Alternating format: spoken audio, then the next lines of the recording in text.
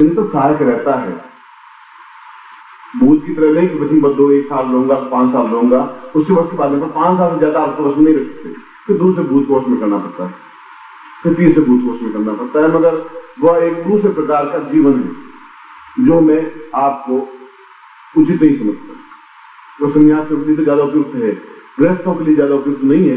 और कई लोग भूत साधना करते हैं, इसको मना नहीं है, गृहस्थ में कोई उसमें गलत नहीं है, नौकर रखना कोई गड़बड़ नहीं है।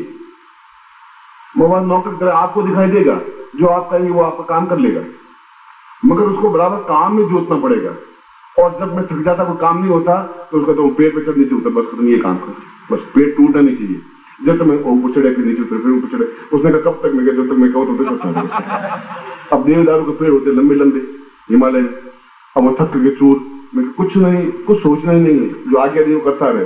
उन्होंने कहा मैं विश्राम थोड़ी करते, तो जब दूसरा काम करो सौंप देंगे तुम। इसलिए उसको काम ही जोते रखना पड़ता है, कोई काम करना ही पड़ता है। और आप अगर आपको मिल जाए तो बस तू जा कुर्सियां ले आ, जाके रजाई ले आ, चादर ले आए, मकान बढ़ा दे, तो ये कर दे, भूत बेचारा दुखी हो जाएगा तुमसे। तुम्हारे पास हरि अनंत हरि कथा अनंत था, तुम्हारे पास कथा अनंत है। तो गोरखनाथ ने पहली बार बैताल को साधना दी, पहली बार, और फिर शंकराचार्य ने भी वो सीखी, गोरखनाथ से सीखी शंकराचार्य ने भी, उसकी मूर्ति बनाकर उनको गुरु मानकर सन्यासी ने सीखी। इसलिए 10,000 लोगों को भोजन करा देता है। मैंने अभी 4 साल 5 साल पहले एक सन्यासी मिला था कुंभ में, वह एक झोली रखता था, लाल झोली, और उसने 10,000 लोगों को उस झोली में से मिठाई निकाल के खिला दिया, और झोली में से मुश्किल से 4 लड्डू नहीं आए, और सैकड़ों शिष्यों देखा था उसको, कोई मखिला ही नहीं थी, जब आप आ रहा था। और वो वेताल साधना के माध्यम से, भूत साधना के माध्यम से संभव है। और भूत साधना की दीक्षा वेताल सिद्धि अपने आप में उच्च कोटि की दीक्षा है, योग है, और ऐसा होने के अवसर पर ही संपन्न की जाती है। पर जीवन भर आपको कोई तकलीफ होने नहीं पाए, जो काम करें वो करे, तो देखा ही आपको लेगा, स्थूल रूप से आपको साधन नहीं आएगा।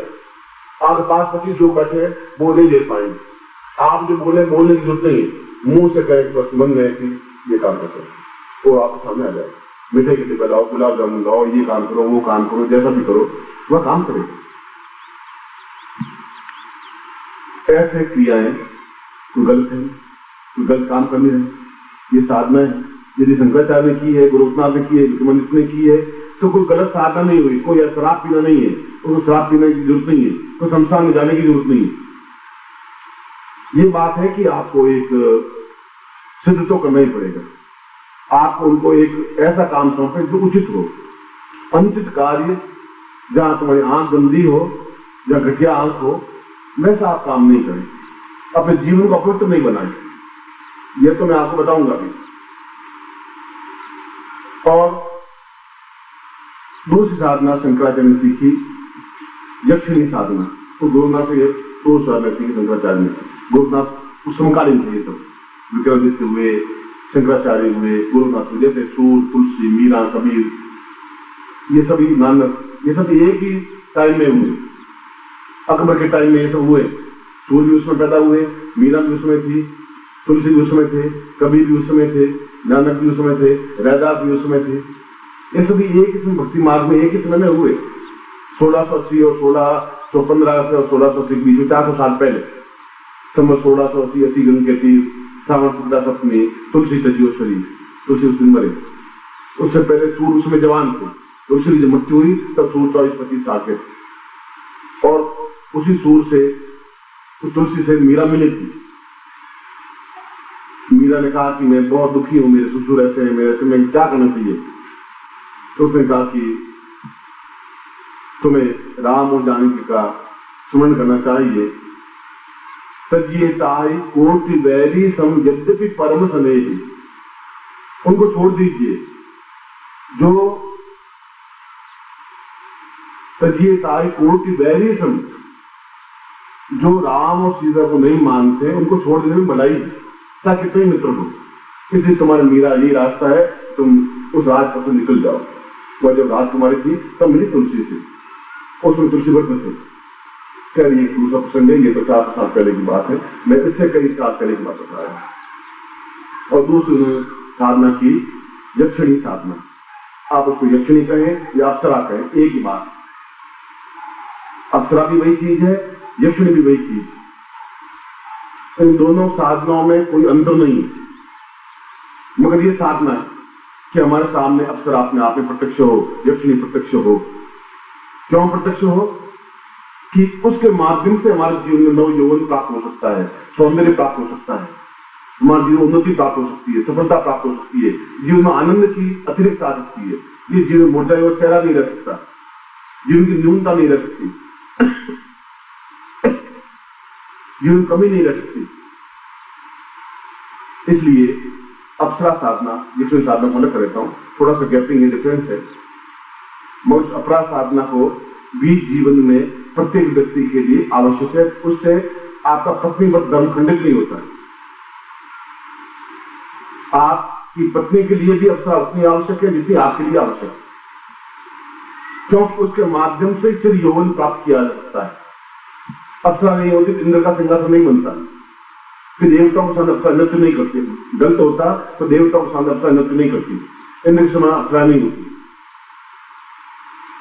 अप्सराओं का मतलब है, अप्सरा साधना का मतलब है जीवन में नित्य नया यौवन प्राप्त होना, प्रत्येक क्षण खून में नवीनता आना, तेजस्विता आना, तेज आना और प्रफुल्लता आना, एक हंसी खुशी का वातावरण बनना, और जो चाहे वह होना, जिस प्रकार से चाहे वह हो।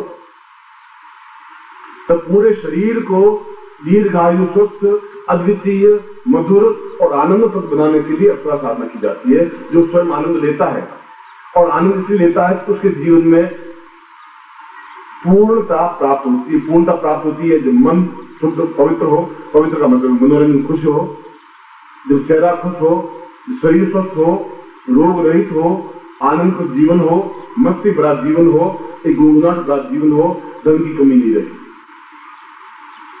ये अप्सरा के 8 गुण है जो अप्सरा के माध्यम से प्राप्त होते हैं, और वह अवतार है जिसके माध्यम से असंभव कार्य को, एक पहाड़ को उठा के दूसरी जगह ले जाना, एक अंगरक्षक है।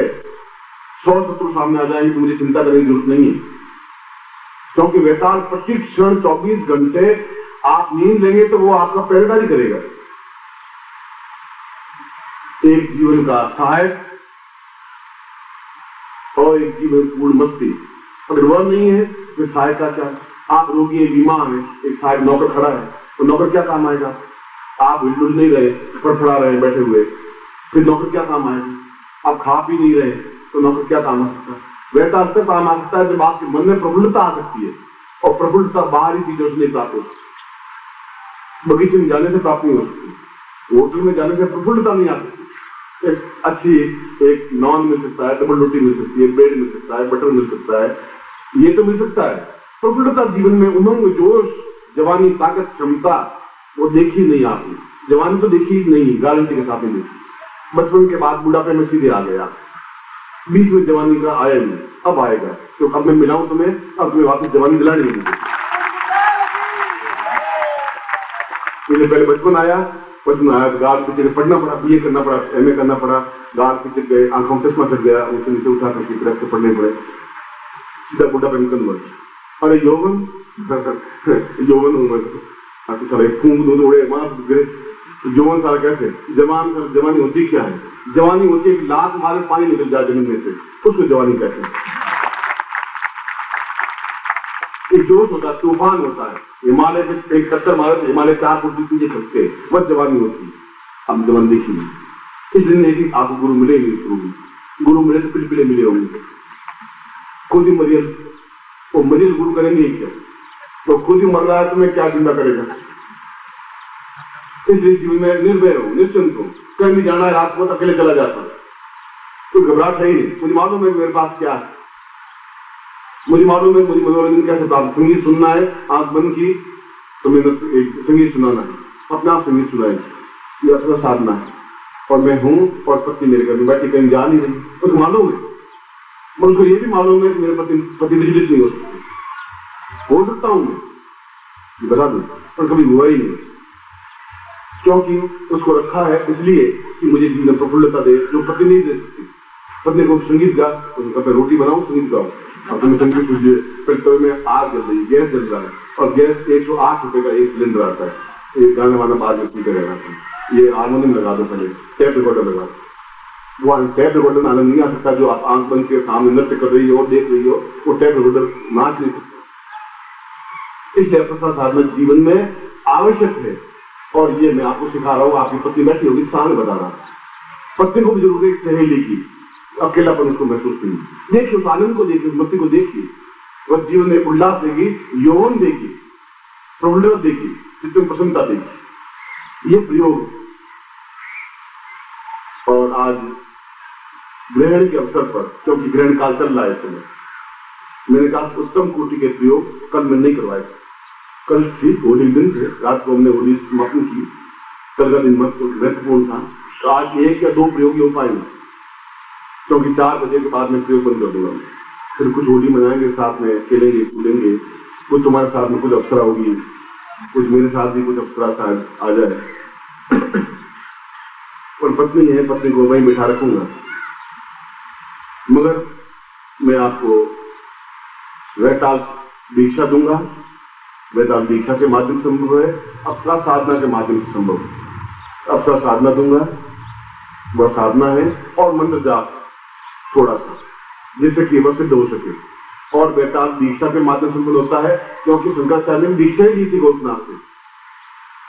दीक्षा के माध्यम से द्रोण के पास में, दीक्षा के माध्यम से भारद्वाज से, द्रोणाचार्य गुरु भारद्वाज से।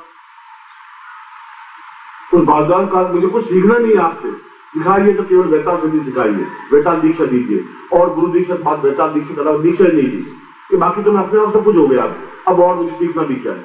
जब आपने मुझे वैताल सिद्धि दी, अब मुझे और क्या है? वैताल दीक्षा दी, मुझे जरूरत भी क्या है? और द्रोणाचार्य जैसा गुरु पांडवों कौरवों का मिल नहीं सकता।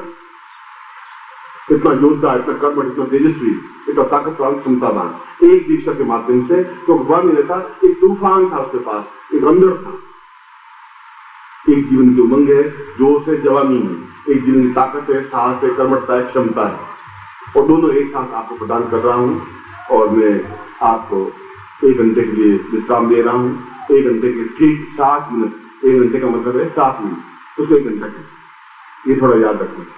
और ठीक 60 मिनट के बाद में आ जाऊंगा और ये वैताल दीक्षा दूंगा, वैताल दीक्षा, और वह मैं साधना कराऊंगा, जिसको अप्सरा साधना कहते हैं।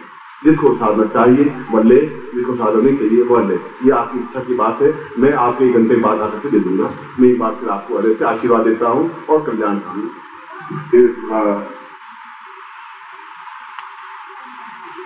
यहाँ से पहले प्रार्थना करें अपनी पत्नी को, मैं अपना सिद्धि कर रहा हूँ, आप मेरे पर ठंडी नजर रखना। तो वह मैं श्लोक बोल देता हूँ, जैसा श्लोक चारवाक में बोला है। चारवाक में, चारवाक एक ऐसे, वो भी ऋषि था, चारवाक भी ऋषि था। हमने तो वशिष्ठ को ऋषि माना, विश्वामित्र को ऋषि माना, तो चारवाक को ऋषि माना। जो चारवाक ने कहा ऋणम कृत्वा घटम पिबेत, कर्जा करो और घी पियो, खूब मिठाई खाओ, कर्जा करो, बस में बहुत अच्छे देह, इस शरीर जलने वाला है, कुंदनागमन को तो वापिस आएगा नहीं। इसे कर्जा करने के बाद में जब 80 पे लेटोगे तो सामने आके खड़ा होगा नहीं, कर्म कूटे पीछे वालों से तुम कर्जा लेके खाते पीछे। वो तो साफ रहा है कि ये शरीर 80 के सामने कोई आके आके खड़ा हुआ है, नहीं हुआ।